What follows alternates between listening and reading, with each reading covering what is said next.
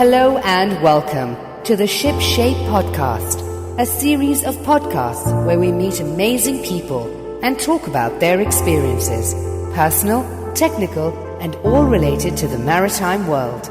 Come and dive in, dive in.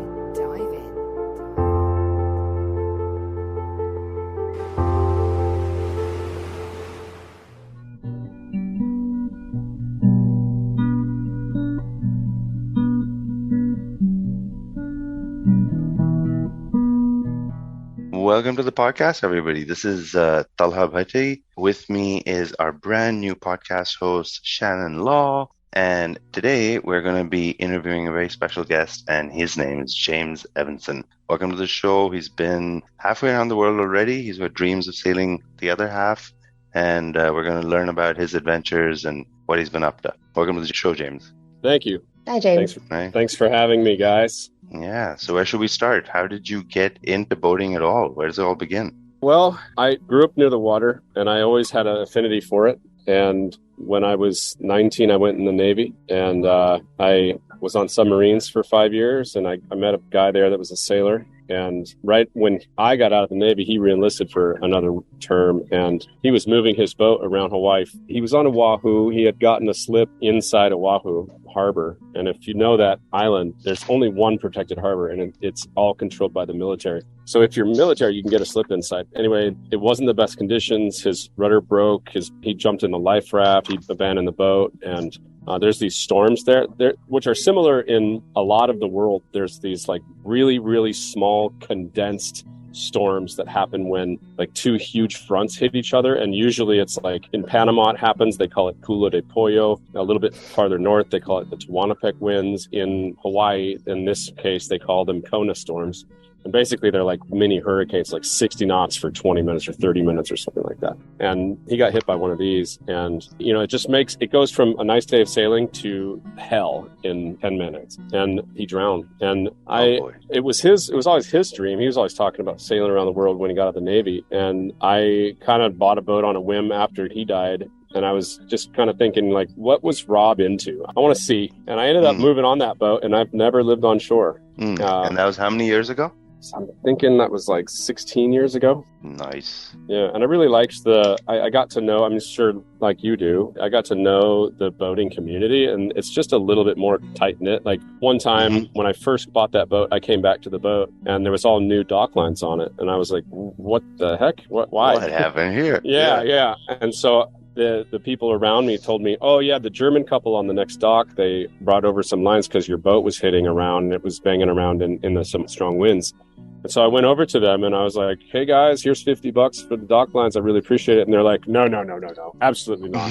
That's not the way it works. Just pay it forward. And then ever since then, I've heard this thing over and over and over, and it's so ingrained in me now. And boaters help each other, and it's such a cool community that I love it. I don't think I'll ever leave.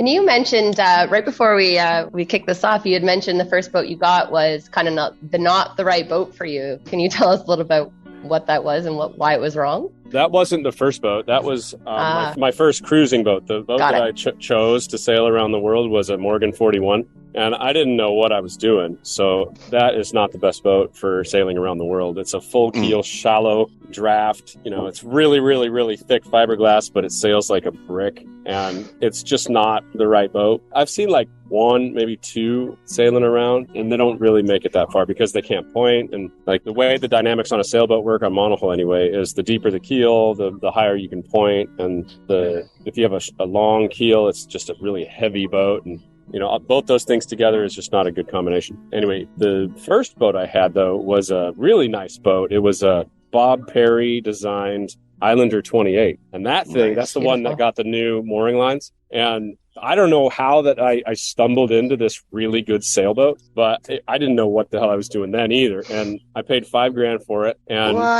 What? I burned out the motor within like 6 months. It didn't have a motor. So it sounds like you were having a lot of adventures to have like figured out all these weaknesses in these boats already. So tell us some stories. Like what sort of adventures did you already have when you had these first two boats that already made you realize that I need a bigger boat or whatever? Well, the Morgan was my fourth boat, I think. My third, I can't remember. I've had 5 sailboats. I was about to ask. Fifth one. How many? 2 of which are now not with us anymore. Really? Yeah. What happened there? Well, the first one burnt to the waterline. I had hired a guy to fix the engine. Remember I told you that I burnt the engine up? I hired a guy to fix it, and I went to work, and I got a call from one of my dock mates and said, "Hey, man, your boat's on fire. You better get back here." And I was like, that can't be my boat. No way. And he's like, yeah, the mast is down, dude. You need to get back here. And I came back, and it was, I lived aboard too. So it was like all my crap, my surfboards, my dive equipment, everything. Luckily, I took my dog to work that day. And even the guy that was working on it got all burned up. And he tried to sue me. Wow. What? Yeah. That's sad to hear. So one went down in a fire. And the other one? The other one broke apart in a storm off the coast of Hawaii. And this is the one that you made the videos for, that you tied it together? This one's documented, yeah. And one thing I haven't told anybody is I just found out like 2 weeks ago that boat got crushed up and sent to the trash. And when I heard that, it made me cry, man. I cried the day I sold that boat. Yeah, it's super sad. It's like a girlfriend, like you get to know her and you take care of her and you guys have a relationship and she takes care of you, and to see her go is not fun. Yeah, absolutely. I know what you mean. Yeah. So was that when that one boat ripped in half, that's kind of what kicked off your Kickstarter. Is that correct? Yeah, that's right. I had looked at different ways. I had a lot of subscribers and patrons at that point, and patrons are through my Patreon site. And they had all suggested, hey, man, we want to help you. Why don't you set up some kind of like GoFundMe, and then we can donate to it and you can raise some money. And so I looked into the different ways of crowdfunding another boat because I didn't have insurance on that boat. For one, it was a homemade Eric's foam, really old cat. And I looked for everywhere. I got quotes and they were all like 10 to 16,000 per year. And I paid 60 for the boat. So there's just no way I was going to spend a third of the money that the boat was worth. Anyway, so that was a no. I just kind of took the risk, and obviously it didn't end up well. I had about 10 grand left, and I was like, well, I really don't know what to do now. So I looked at all the ways to do it, and I was like, you know what? I don't think GoFundMe is the right way. I think doing a Kickstarter campaign and having the series be the thing. The rules of Kickstarter state that you have to have some kind of physical thing that you're either making, or like a series of videos, or some tangible thing that people can have or watch. And I had this series that was going to be canceled now because I didn't have a boat. So I decided to make season 2 of my YouTube channel the reason for having the Kickstarter, and then set it up in a way where it was really, really easy to follow. And I read a bunch of books, and I did a lot of research on like what makes a good Kickstarter campaign, and it killed it. It was like within 36 hours, it was fully funded. It was great. And that's incredible. We had a cool story. Like, we were sailing all around. We had gone like 45,000 miles on this cat, and, we still wanted to continue. And we at that point, we had like maybe 7 million views on YouTube total. And so I just like spit out all these numbers and told the story really fast. And then I had some of the footage from us tying the boat together and stuff. And everybody was like, yeah, no problem. Here's $10. And, that times that by 700 and you get a lot of money. Yeah. So we originally wanted to get a catamaran. And right then, like literally the day after my Kickstarter ended, COVID started. And oh boy. And I had framed this whole Kickstarter to be a down payment on a bigger loan, so I could get a nice cat, and then I could have people aboard, and then kind of do like what I'm doing now, like a hybrid YouTube channel charter business thing. I wouldn't be able to do that because I didn't want to take a loan. Taking a loan during COVID for 200 grand without knowing what was going to happen was just not in the books. Mm-hmm. So I ended up putting my feelers out, and I said, look, I talked to all the people that supported me. Not one of them cared. I was like, look, I can't get the cat. I don't feel comfortable getting a $200,000 loan. I don't know what's going to happen with the channel. I broke up with my girlfriend. She was leaving. So I didn't know if everybody was going to jump ship or something. So nobody cared. So I was like, look, guys, I'm looking for a monohull now because I can't afford a cat. I got 100 grand. Send me boats. If you know anybody selling a boat. And I got inundated with probably 1,000 different links. Crazy shit. People were contacting me like, hey man, I'm going to come build a boat for you. We're going to do it in my backyard. You can move to Virginia, stay with the pigs. And I'm like, guys, I really just want to buy a boat and keep going. A great man once told me, some nail 'em and some sail 'em. And that is so true. where some people love building boats and just love working on them. And it's like so satisfying to make it better all the time and like change the systems and have color coding and really good labels. I am not one of those guys. I just want to sail. So I just wanted to buy something that was done or close to done for a good price and go. But that didn't really work out either, really, because what I found was one of my friends called me and he was like, hey, man, I got this family friend that's got an Oyster 485, which is a beautiful boat. They are like one of the best boats made. And I was like, okay, great. He said, I don't know what they're asking for, but just talk to him. So I talked to him and she wouldn't budge. She was asking 150 grand, 180 grand or something like that. And she wouldn't budge from that. And I was like, okay, well, that's way out of my price range. So that's kind of dead. And I ended up sending, before I tried to get her down, I sent a surveyor over there and he took like 200 pictures of the thing. And I took those on a delivery that I did across the Pacific. So I had 21 days to kind of look at them.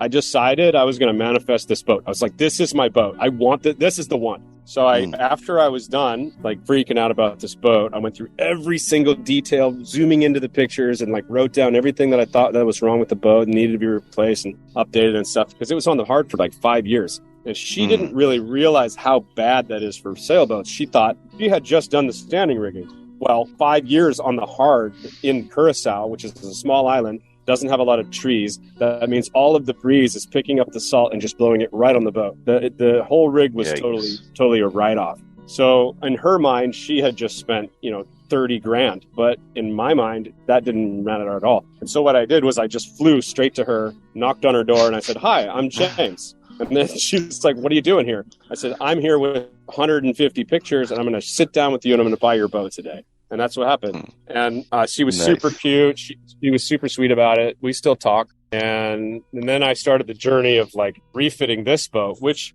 my first 4 boats was my education to learn how to do it. But man, this boat has been a force. It's a huge boat. And it's every single thing I've replaced. Every single pump, every through hole. I've rebedded all the windows, every hatch, every porthole. Wow. You're a nailer now. Is that what I'm hearing? Yeah, it sounds like it. So it totally backfired. That whole some nail 'em, some sail 'em thing. Totally backfired.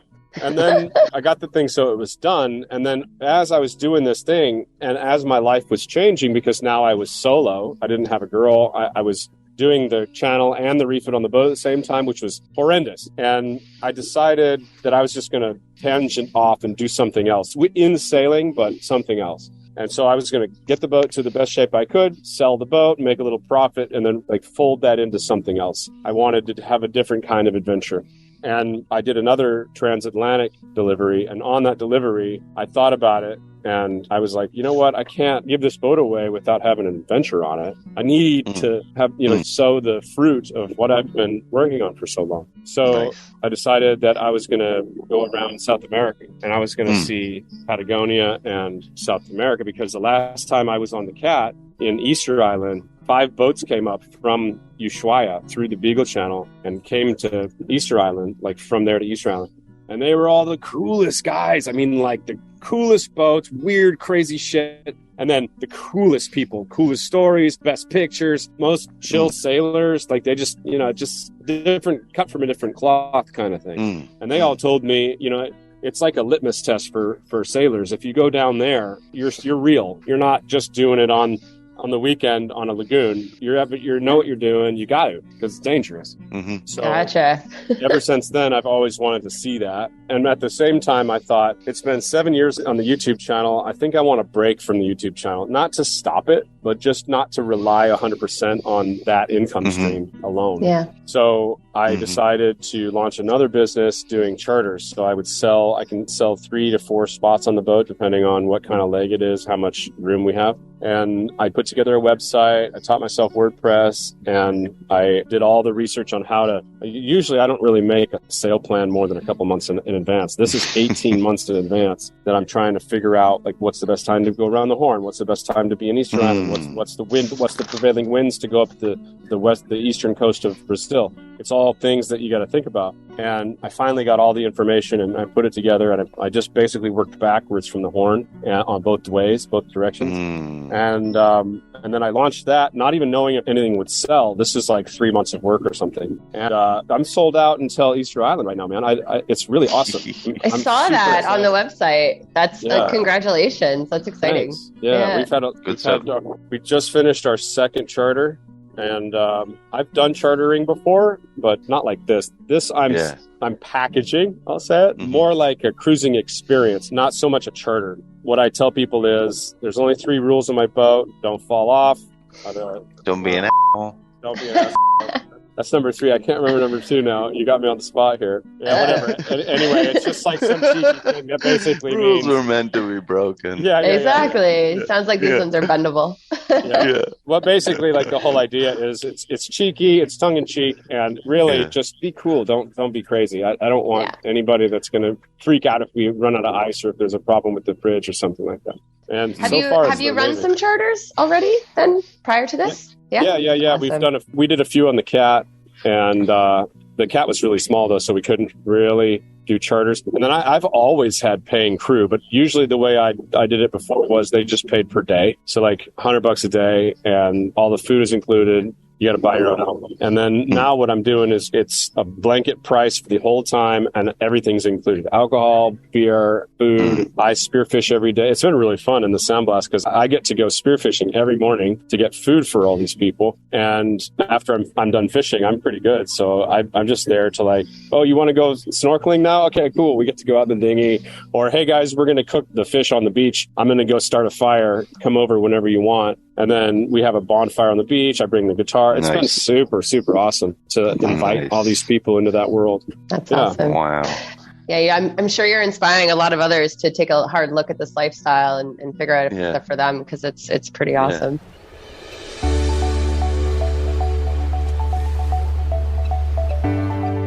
SHIPSHAPE. It's a one-of-a-kind podcast that covers a range of information about the marine world, featuring interviews where we expand on technical know-how, business, and magical sea stories. It's for anyone and everyone. A one-stop world of knowledge and entertainment about the ocean, all rolled into one. Come sail away with us.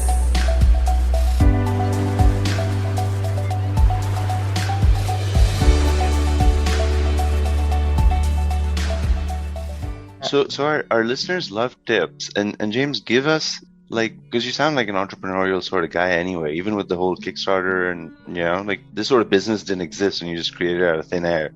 Like, how do you think about things like happen? Where do they come from? Well, thanks for the kudos, but I don't know about that.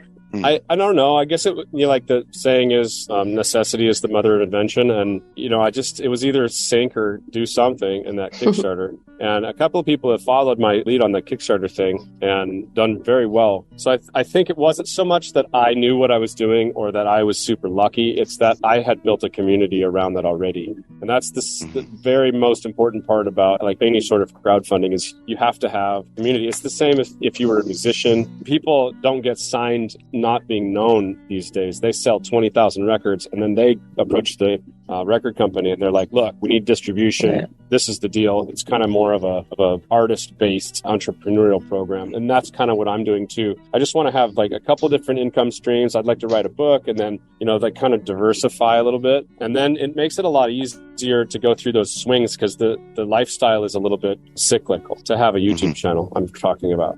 As far as boating, though. I thought it was talking about boating, yeah. No. But boating is the same way, though. But the cycles are a lot longer. So you'll do like a couple of years of really, really up. I think about it like a roller coaster. Like you'll have a year or two of just awesome roller coaster stuff. There'll be a little bit of up and down, but you're doing cool shit. And then you're going to have to refit the boat. And when you refit the boat, like that's just a rabbit hole. How far are you going to go? You find a little pinhole in your deck, and then you end up replacing, 7 square meters of boat. Yeah. So that's what always happens. Or how about like, I need to replace my exhaust hose. And when I replace the exhaust hose, I got to do the exhaust elbow. And when I replace the exhaust elbow, I might as well rebuild the top end of the motor. And if I'm going to do the top end, I might as well do the bottom end, might as well paint the bilge, might as well replace the plumbing. You know what I mean? Like you can go I down know what this you mean. Yeah. forever.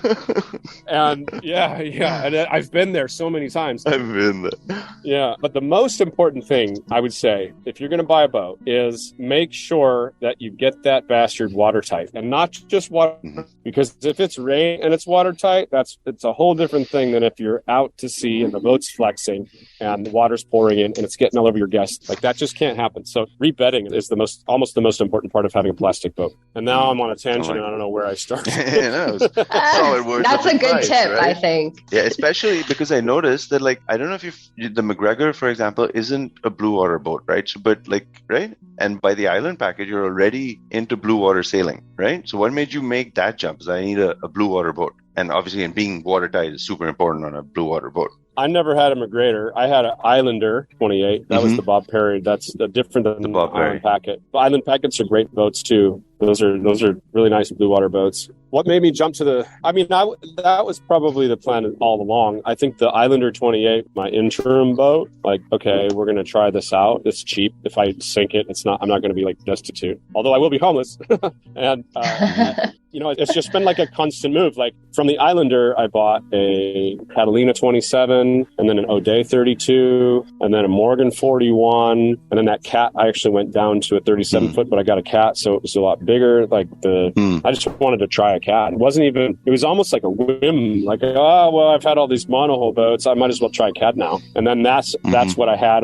And then when I got that, I was like, okay, well, how am I going to make money? I'll start the YouTube channel and maybe I can teach people kind of what I know. Because at that point, that was my fourth boat. So I've already done pretty much every job. So I kind of wanted a venue where I could give back and like show people, okay, this is how you do this. This is how to do it correctly. And I like doing that stuff. Like right now, I'm redoing the plumbing on my boat. I'm doing it with Propex. You guys know what that is? They use it in residential. Yeah. I think it's the best plumbing to use on a boat. I don't know why they don't come stock like that, but nobody's done a video on it. So this is the second time I'm doing it, and I'll show you guys exactly what I'm doing, why I use this, what it's for. Anyway.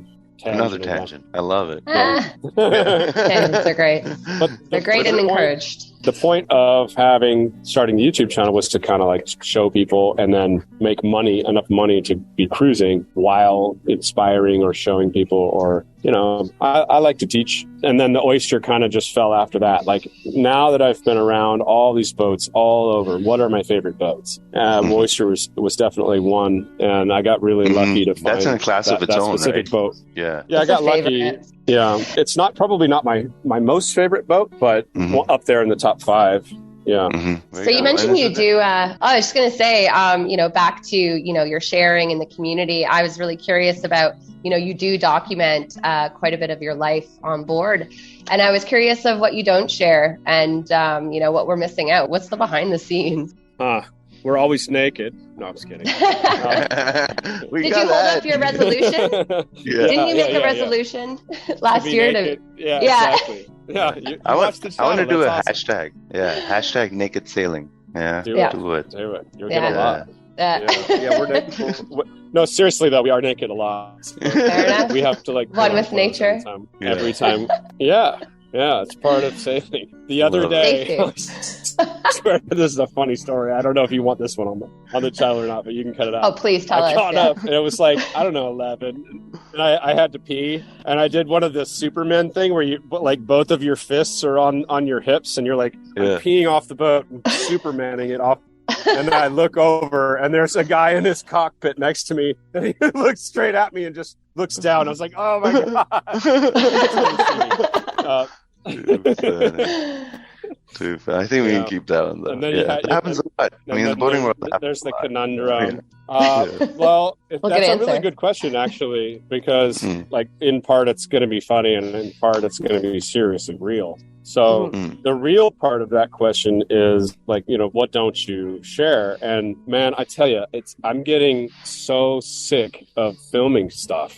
It's just, I need a break. It's been 7 years, 4 videos a month. and I need a break, which is one of the reasons that I started the charter thing, because I just need to step back a little bit and like see what's important to me. And it's not fun doing the same jobs over and over, year by year. Like, okay, this is how you rebuild a pump. You know how many freaking motors I've rebuilt and pumps that I've rebuilt? It's not fun for me to explain it anymore. So I'm trying to like get back into the roots of like, okay, I want to do something beautiful again, because YouTube also is very limiting in ROI you get from making content. You need to be putting out content. People need to see you as a personality, and they want to know what you're doing. It's not so much about, okay, I've got this really beautiful sunset, everybody needs to see it, or I'm going to make this really cool time lapse. Those are cool, but everybody wants the good 4K stuff, which is very difficult on a boat, because it's not only about the cost associated with dealing with these files that are like, you're talking like, if I did a podcast in 4K, it would be 50 gig, each one of our videos. So I'd be dealing with 150 gigabytes of data that I'm trying to edit and knock down to, 3 gigabytes so I can upload it. Starlink is kind of changing that game now, but I don't know for how long it's going to be non-geofenced, because right now they're not enforcing the rules, but the rules clearly state that you can't take the thing out of your country, really. But they're just not enforcing it. So there will be a time, I'm sure, where everybody's going to have that turned off. And for me, because I'm switching continents, I'm in this weird space. So I'd like to get it, but I just don't want to end up having it for 2 months and it getting shut off with the monetary investment. Fair enough. Can imagine how tough that is, trying to record all this content, download this content, piece it all together with a crappy connection. Yeah.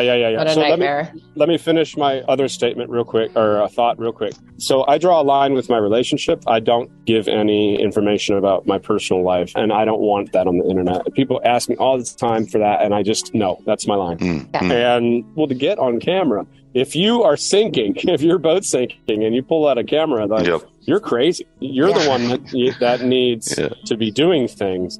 What I need on my boat, and I thought about doing this, is having a videographer and then giving them that spot on the boat for the entire trip. And I've tried to contact a few people about that, and that's a very tough thing, because then you're getting to the point of like, okay, what program do you use? Is it the same program I use? Okay, but what's your personality type? Is it going to meld with us, both me and my girlfriend? Do I want somebody on the boat for that long? Just this whole big can of worms. I don't know how some people do it. I think the Vagabond guys have a live-in guy, and I need my personal space. I need to be naked, people. How is that going to go with all your guests aboard? Yeah. And Antarctica might be a little cold. I don't know. Yeah, there will be a naked polar bear jump off the boat for that. Oh, one, for sure. That's necessary. Love I'm super excited. So where are you right now? And like, how much of the, I want to see the world part has happened? 80%, 50%, 60%? How much is left? Oh, we're just starting. We haven't even started yet. But you've already done transatlantic sails. Oh, you're talking about the world. I don't have the aspiration of sailing around the world. I've never had that aspiration. If I get there, great. But I'm just more of an explorer. I like to see cool things. Like for me, my bucket list contains places that I want to see, like Easter Island, Pitcairn, Patagonia, Antarctica, the Horn. I'd like to do the Northwest Passage before I die. Those things are more important to me than like I need to do a circumnavigation. I don't. When I started, that's what I was going for. I want to circumnavigate, but now that's melded into that's totally secondary. So there's beautiful places to see. I've done 70,000 miles, which is roughly 2 times around the world. And I've been across the Atlantic and across the Pacific 3 times. And I've been probably a little over halfway around the world, maybe. If you take like Spain to Bora Bora, that's probably about halfway. Yeah. Nice. So in like that 70,000 miles, there's got to have been a lot of awesome adventures, a lot of crazy adventures. Like, give us like a story or two. I'll tell you about a couple of the coolest things I've ever seen, and then the scariest things I've ever seen. Let's do it. So a couple of the coolest things I've ever seen are about 5 different times I've seen this in 70,000 miles. When there's a lot of phosphorescence, there's a wake, the sailboat kicks a wake. A lot of sailors have seen this. It looks super cool. You can just see this like blue lit up wake coming behind you. And when dolphins come to the boat, as they do sometimes at night, and if the visibility is good, which it usually is if you're offshore more than like 10 miles, it's pretty good. when they come to the boat at night with the phosphorescence, they look like little fairy torpedo things. They're cool. You can see them like going down about 30, 40, 50 feet, maybe 60. And then they flip and they play with each other, and they're like crossing each other's paths and like almost hitting each other and then veering off. And whoa, it's so cool to watch. And I've seen that's so cool. Only a few times, and it's like one of the most beautiful things I've ever seen. And I've tried capturing it on video. Straight out of a Disney movie. Yeah. I was literally just going to ask if you have this captured somewhere, because I need to see it. Now I'll be Googling that immediately.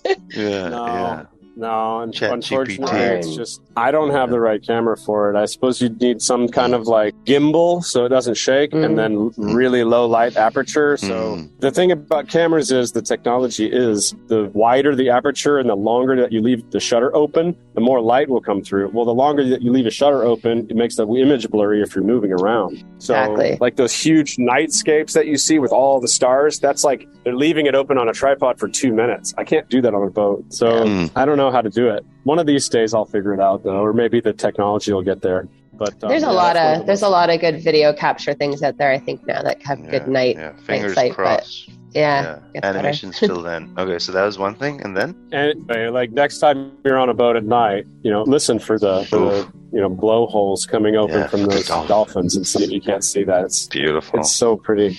Yeah. Let's see. Other beautiful things. Swimming with whales. I really like swimming with whales. Every once in a while, I'll be spearfishing, and then I'll see something in the distance, and I'll go towards it, and it'll be like a big humpback whale. And I always drop my gun because I don't want to freak them out. And I approach it really slowly. And this one had a baby. And the baby was like playing on the surface, and the mama wasn't doing anything. She was just kind of hovering down below. So I swam down about 40 feet, and I just started doing flips and like playing. And the baby came over to me, and then he came down and like checked me out. And of course I had to come up, and they waited for me, and I came back down and I started doing it again. And then the baby started doing it too. It was so freaking cool. Yeah, I would do a barrel roll, and then he would do a barrel roll. And that's not the first animal that I've done that with. I've done it with seals too. Seals will do it too. The puppies of the sea. Of course, I didn't get this on camera, but oh my God, what an amazing experience. And it seems like the really, really cool stuff, I just can't get on camera. It's just, it happens too fast. Yeah, that has to be a Nat Geo production, right? 50 cameras ready, waiting for 6 months. Can you imagine if I was playing with a baby whale and he was like copying what I did on camera? It would go viral, I'm sure. That would be a viral video. Easily. Easily. Love it. So that was the cool stuff. And then? Scary stuff.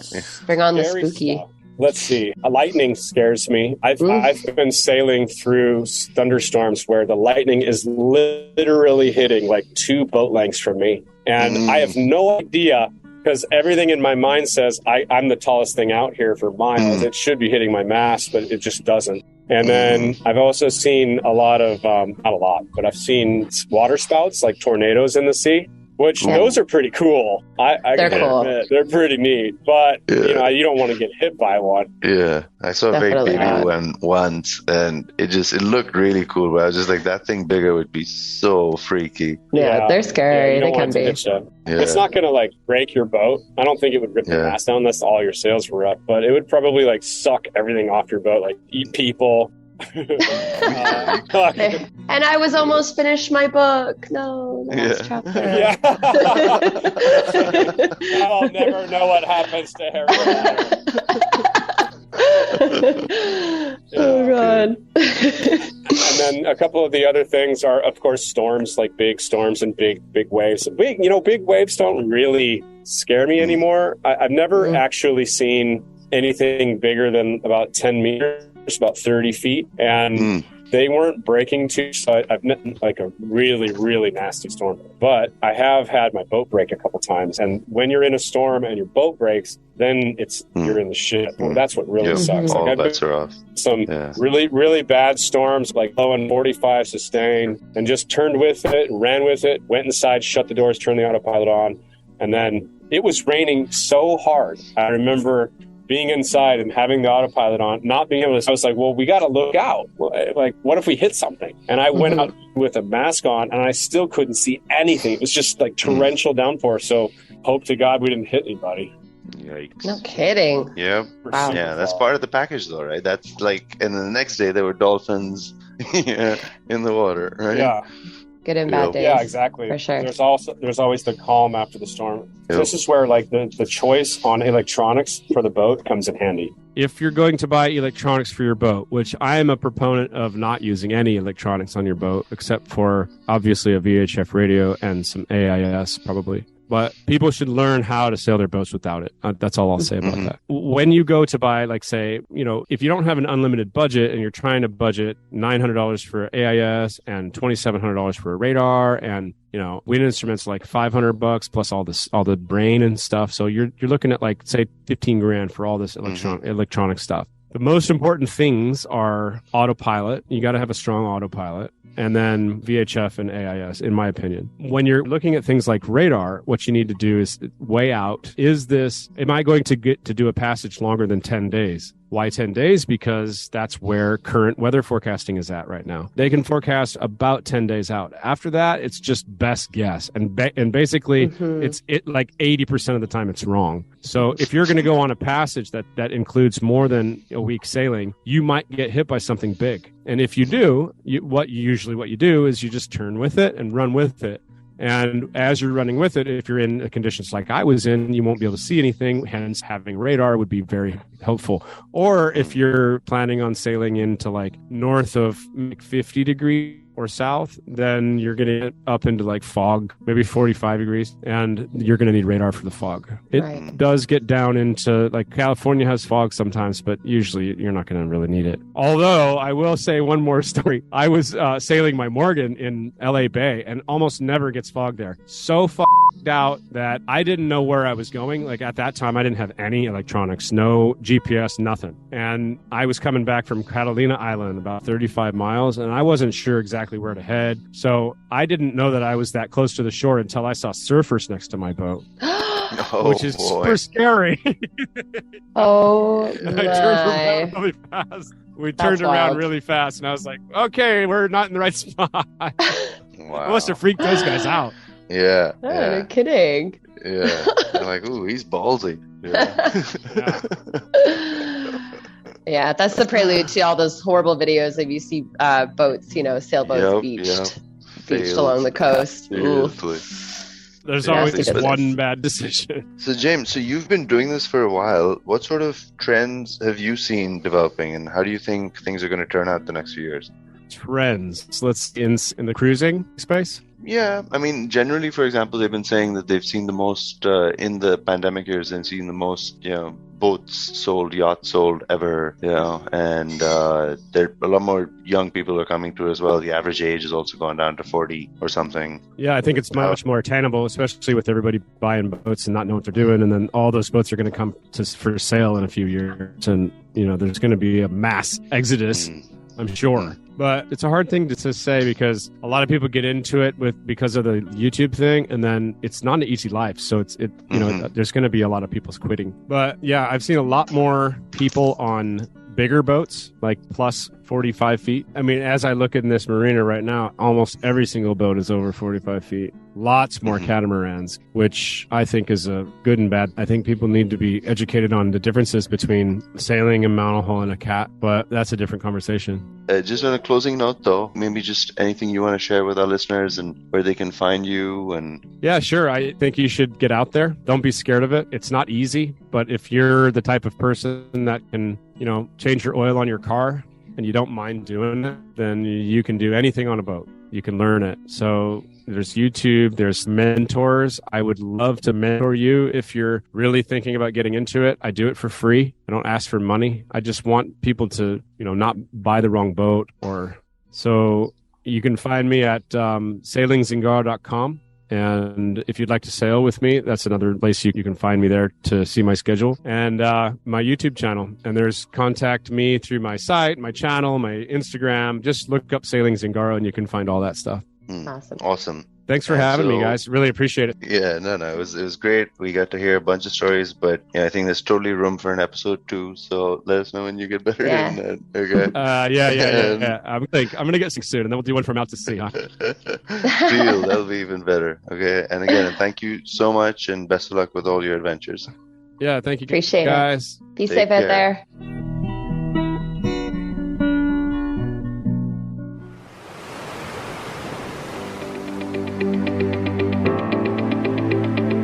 Check back every Tuesday for our latest episode, and be sure to like, share, and subscribe to SHIPSHAPE.pro.